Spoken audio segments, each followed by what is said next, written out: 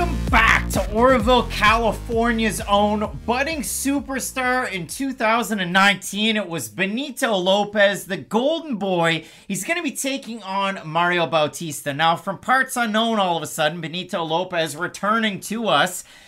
I don't know where he's been. You knew that I'd be back. You go over to his Instagram, he looks like he has, I said, a budding superstar. He's got a budding family. He's become a real estate agent in the last little bit. Good for him. It's kind of confusing why a guy was 25 at 10-1 and decided to really drop things off. And there's no interviews that I could find of him. And this is Sunday before the fight, so I couldn't really find much. But what I do know out of Benito Lopez is this guy was a damn impressive fighter coming off of Dana White's Tuesday Night Contender Series, because that's what it was called, in 2017. And for Lopez, he was the original all-action fighter off that season. Beats Steven Peterson by split decision there. Beats Albert Morales. He's able to drop him a couple of times in the first round of their fight. Really impressive. Loses to Manny Bermudez, the Bermudez Triangle. Loses to him by guillotine. Bermudez was undefeated at the time. Weighed in 140 pounds for bantamweight, which became a Bermudez staple. And so for Benito Lopez, he goes out and fights Vince Morales. He wins that fight.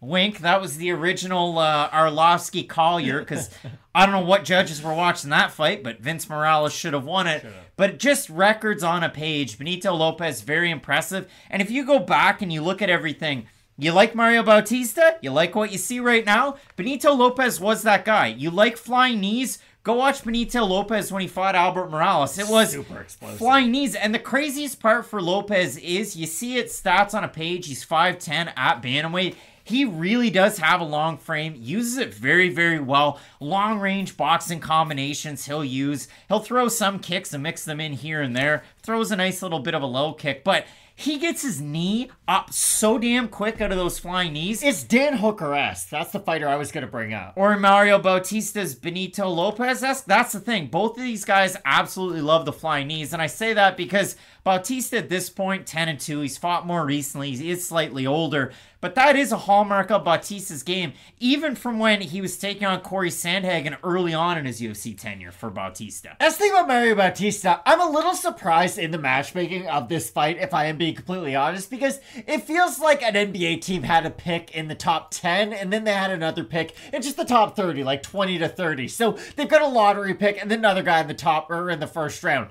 Now they're making them play one-on-one. They know who they picked in the lottery, though, and they know who they picked near the end of the first round.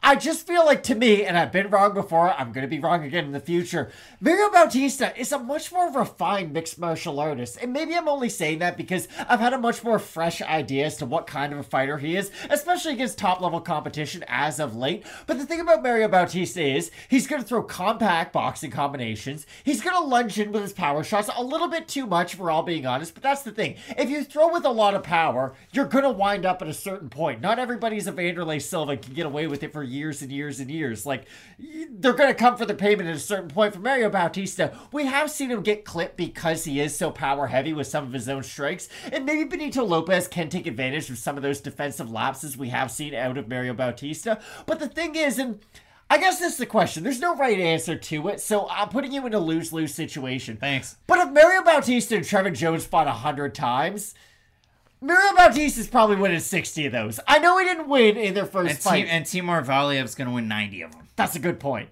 But you know what I mean? Like, for Mario Bautista, I'm not right just because I'm saying this, to quote Chael Sonnen, but at least to me, I rate Mario Bautista a little bit higher. I think he has a little bit higher of a ceiling. I just think that he has very obvious strengths and very obvious weaknesses. And that's the issue with a fighter like Bautista. We always know what kind of fight he's going to excel in. He's a great power puncher. He has good wrestling. We know what his skill set is.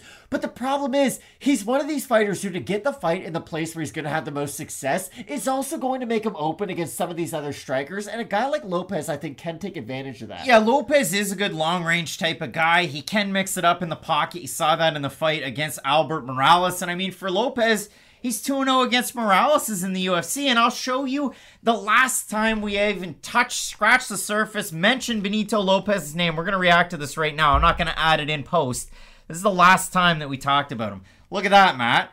The hair was short. That's 3 studios ago. Jermaine Durandamy, Aspen Lab. That was Fight Night Sacramento. We had, who is it? John Jones in the background. You had Daniel Cormier. Gustafson was the poster in the background too. And there was a picture of Cormier. And look at us now. So things have definitely changed. But for Lopez, longtime Team Alpha Male guy. He was compared a lot to his teammate Andre Fili coming into the UFC. He was, yeah. And for Lopez, didn't really use his offensive wrestling all that much. It was more he had good defensive grappling and good submissions to get himself out of bad positions, to get back up on the feet, to strike once more. He's been getting ready at Orville, BJJ, close to home, to get ready for this fight. I really liked Benito Lopez 3 years ago, 4 years ago, 5 years ago. I have no idea what I'm going to get this weekend. If it's anything close to what it was, we're going to have a lot of fun. And I'm glad he's back, because I've talked about Benito Lopez over the years on the channel. Bautista just beat Brian Kelleher not that long ago.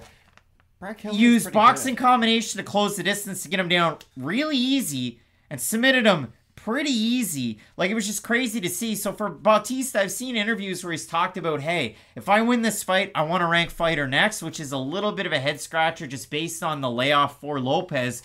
But when I do consider this fight, Matt, like, you look at Bautista, consistently training at MMA Lab with Sean O'Malley and Kyler Phillips. I think you're ready for a fight like this. You beat in competition that you should beat. Yes, the loss to Trevin Jones scares me. The fight of the night against Jin Soo Sun makes me go, geez. I mean, Jin Soo Sun had a fight in the night with Piotr Jan, and Piotr Jan, who's that guy anymore? Maybe he doesn't want to be here anymore. I don't know, like Askar Askarov. But when I do consider this fight, Matt, Bautista open a minus 260 favorite, minus 240 right now. Benito Lopez open plus 220, plus 190. We have a look at the Tapology votes. Surprise to us, they are to you. Matt, my heart of hearts, I always wanted Benito Lopez to come back. Fair. But not against Mario Bautista, not this soon. Like, fight somebody off of Contender Series that you know. Like, Mario Bautista is one of those unranked fighters that I guess, I assume I think higher of him than the general consensus is, but maybe you agree with me. Like, is he another one of those unranked guys that kind of stands out to you? I was hot and horny about him, like, wow, from the Corey Sandhagen fight, from the jump. No, that's fair, exactly. That's kind of the thing, and I thought he performed well until he ended up getting finished. So, for me, over-under Tapology votes, I'll say... I think it's over under. Yeah, it's gonna be. It hurts my feelings. 75% Bautista. I was gonna say like 82, so I'll say it's way over. Yeah. 564 total votes. 92% Bautista. 63% by decision for the 8% that have Lopez. 67% by decision. I like Benito Lopez, guys. Like, I love his boxing from.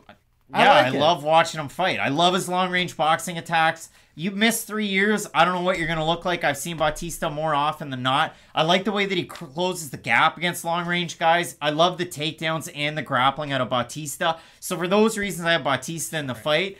I just miss Lopez, and I hope he looks good this weekend. My reaction was only so big because when you originally said I like Lopez, I thought the pick was going to be Benito Lopez. But I share the same opinions that you have on this fight. One more thing. Benito Lopez training primarily with Tyler Diamond for the matchup, a guy who was on The Ultimate Fighter, a guy who will mix it up, take it down, close the gap. Perfect guy to train for, but yeah, it's Bautista. Tyler Diamond.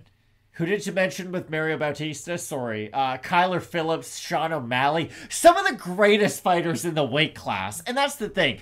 I think this is one of those right time, wrong opportunity situations for Benito Lopez. I agree with you. I think he is a very skilled fighter, and I think against the right opponent, he could look really good in this type of comeback fight. But to me, this really does feel like the UFC is trying to further Mario Bautista's pursuit of a top 15 opponent. But that's the wild thing about bantamweight. Like, for Bautista, he would make this a 3-fight winning streak if he is able to get the win this weekend. But he still might be on the outside of the top 15 because that's how good the bantamweight division is right now. But I do have, Mario Bautista in this fight, but I think it'll be a very entertaining one. It is a big time fight coming up this weekend. Let us know who you have down below in the comments section. Both of us going with Mario Bautista to get the win, bringing it back to Arizona. Some big time fights left on this card. Neil Magny's taking on Dana Rodriguez. Marina Rodriguez taking on Amanda Lemos. You're not going to want to miss it. Keep it locked in with Fight Night Picks, we always say. Let's get into it.